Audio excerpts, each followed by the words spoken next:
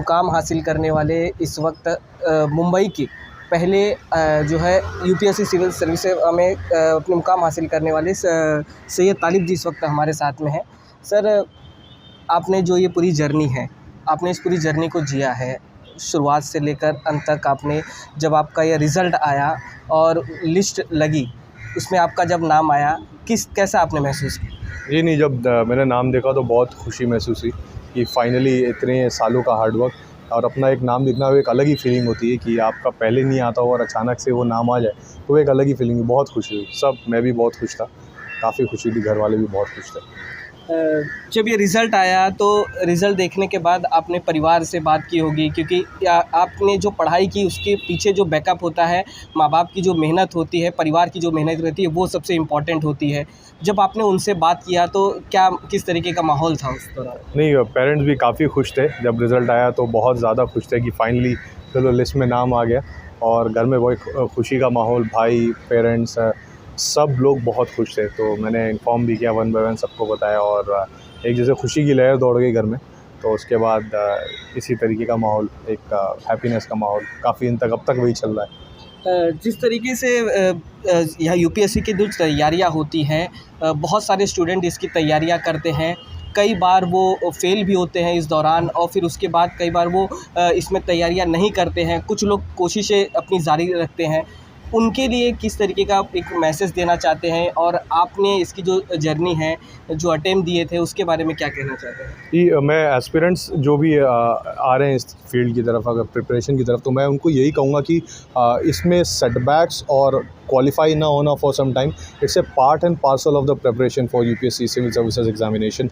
तो उसको मानकर ही चलें, और और ऐसा नहीं है कि सब लोग ही को सेटबैक देखने पड़ेंगे। बहुत सारे लोग हैं जो फर्स्ट अटेम्प्ट में भी क्लियर हो जाते हैं, बट आपको नॉर्मली आप ये लेके चलिए कि हो सकता है कि आपको सेटबैक आएँ, और उसके लिए आप प्रिपेयर्ड रहें। तो मैं और लोगों से ये कहूँगा कि और सेटबैक आने के बाद डीमोटिवेटेड ना हो जाए, वापस से बाउंस बैक करें और रीअपियर करें। एंड अगर आपने डेडिकेशन से पढ़ाई की, हार्डवर्क आप कर रहे हैं, तो डेफिनेटली आपको रिजल्ट मिलेगा। तो इसी तरीके से आपने हार्डवर्क आपने भी किया है, मेहनत भी किया है। पढ़ाई के दौरान आपको क्या-क्या चीज़ें शुरू हुई, तकलीफ़ें क्या हुई, कितनी बार आपने इसके अटेम्प्ट दिया, उसके बारे में कुछ बताएँ? जी, तो पढ़ाई में तो शुरू में मुझे ये होता था कि शुरू में बहुत लॉन्ग स्टडी आवर्स हैं, तो ये मुझसे बड़ा डिफ़िकल्ट होता था।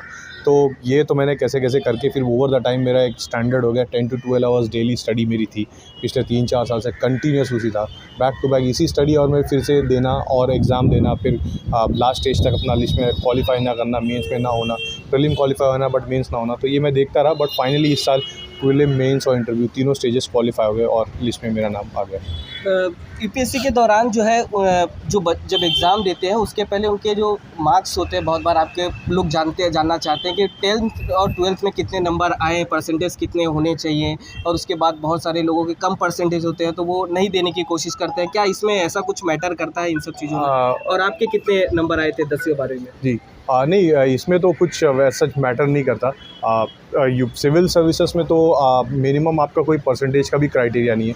ये बहुत अच्छी बात है सिविल सर्विस एग्जामिनेशन की। आप जो भी आपका बैकग्राउंड जैसा है, यूपीएससी आपको होली एम्ब्रेस करता है और कहता है कि आप आइए प्रिपेयर करिए। और मेरे बहुत सारे फ्रेंड्स आप देखेंगे, बहुत सारे एग्जाम्पल है। बेस्ट एग्जाम्पल वो मनोज शर्मा सर का ही है, जिनके ऊपर 12th फेल हुई कि 12th फेल थे, फिर भी उन्होंने सिविल सर्विसेज एग्ज़ाम दिया और वो क्वालिफाई किया, यूपीएससी ने उनको एक्सेप्ट किया और आज वो ऑफिसर हैं।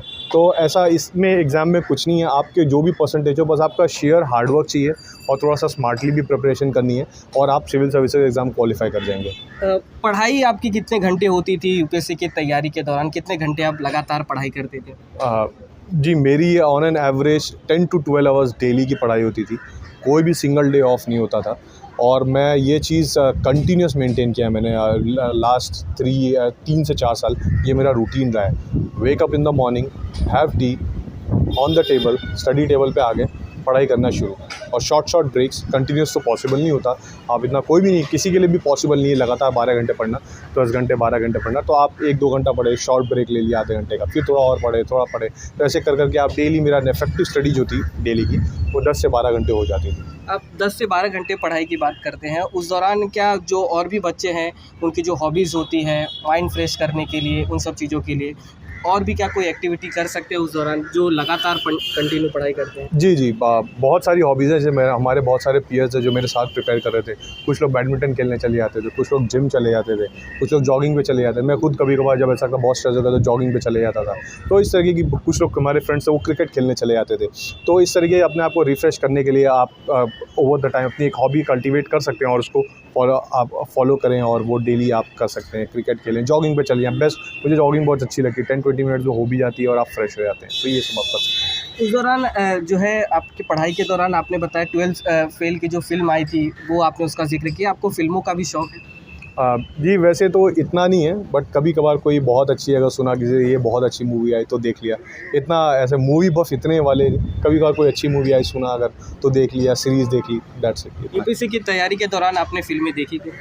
नहीं, जब मैं प्रिपेयर कर रहा होता था तो फ़िल्में बहुत कम देखता था और यूजुअली मेरा फ़िल्म देखने का अगर कोई टाइम है साल भर की आई है तो वो बचा के रखते थे। जब मेंस के बाद हमारा एक रिलैक्सेशन फ़ेज़ होता था तो मैं उसी में 10-15 दिन में साल भर जितनी अच्छी मूवी अगर सुना किसी ने कहा फलां मूवी अच्छी है तो वो 10-15 दिन में ही सारी मूवी एक साथ देख लीजिए। यही 12th फेल आपने मूवी देखी थी? जी, जी, देखिए। अच्छा। सर मेरा सवाल ये है कि जो लोग पढ़ाई करते हैं इस पूरी तैयारी के दौरान उनके लिए क्या संदेश देना चाहते हैं कि जो इस तरीके से इतने साल में तैयारी करते हैं? बहुत बार लोग अपने घर की ओर चले जाते हैं और बहुत लोग अपना समय ज़्यादा से ज़्यादा दे देते हैं, नौकरी भी नहीं कर पाते हैं, परिवार को कहीं न कहीं एक उम्मीद होती है इस दौरान। जी, मैं जो लोग भी इस प्रिपरेशन में एस्पिरेंट्स हमारे इसमें आ रहे हैं मैं उनसे ये कहूँगा कि थोड़ा स्ट्रगल तो है डेफिनेटली, आपको स्ट्रगल करना पड़ेगा और इनिशियल हो सकता है कि आप शुरू में इनिशियल अटेम्प्ट जब आप दें तो उसके अंदर आपके रिजल्ट्स भी अच्छे as expectation according to the expectations ना आए तो डिसहार्टन नहीं होना चाहिए और अगेन एंड अगेन ट्राई करते रहना चाहिए। डेफिनेटली एक नहीं अगर आपने डेडिकेशन आपने दिया हुआ है, proper right way, right direction, right strategy के साथ तैयारी की है तो आपका ये एग्ज़ाम क्वालिफाई हो जाएगा। अंतिम सवाल है कि आने वाले समय में आपने यूपीएससी सिविल सर्विसेज की जो सेवा है उसमें आपने कामयाबी पाई है, आगे की क्या तैयारियां हैं?